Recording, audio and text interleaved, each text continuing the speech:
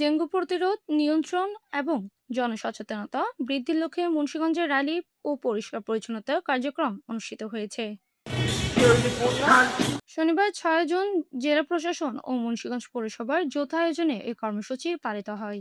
অনুষ্ঠানে প্রধান অতিথি হিসেবে উপস্থিত ছিলেন মুন্সিগঞ্জের জেলা প্রশাসক ও জেলা ম্যাজিস্ট্রেট সৈয়দা নূরমহল আশরাফি।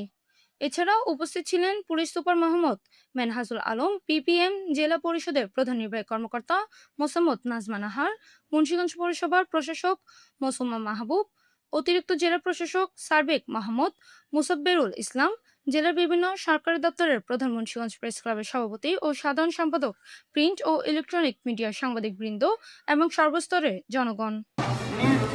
র্যালিটি জেলা প্রশাসকের কার্যালয় প্রাঙ্গণে থেকে শুরু হয়ে শহরের গুরুত্বপূর্ণ সড়কসমূহ প্রদক্ষিণ করে। পরে অংশগ্রহণকারীরা পরিচ্ছন্নতা কার্যক্রমে অংশ নেন এবং বিভিন্ন স্থানে জনসচেতনামূলক প্রচারণা চালান।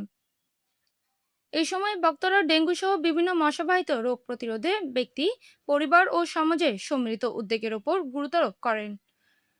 জনসচেতনতা বৃদ্ধির লক্ষ্যে লিফলেট বিতরণ করা হয় এবং সবাইকে নিজ নিজ বাড়িঘর, আঙিনা, ছাদ ও আশেপাশের পরিবেশ পরিষ্কার পরিচ্ছন্ন রাখার আহ্বান জানানো হয়।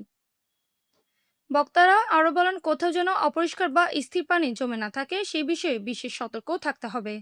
ডেঙ্গু নিয়ন্ত্রণে সচেতনতা ও পরিচ্ছন্ন পরিবেশ বজায় রাখার কোনো বিকল্প নেই বলেও তারা উল্লেখ করেন। জেলা প্রশাসন ও পৌর কর্তৃপক্ষ আশা প্রকাশ করেন, এ ধরনের কর্মসূচির মাধ্যমে সাধারণ মানুষের মধ্যে ডেঙ্গু প্রতিরোধে সচেতনতা আরও বৃদ্ধি পাবে এবং মশাবাহিত রোগ নিয়ন্ত্রণে ইতিবাচক ভূমিকা রাখবে।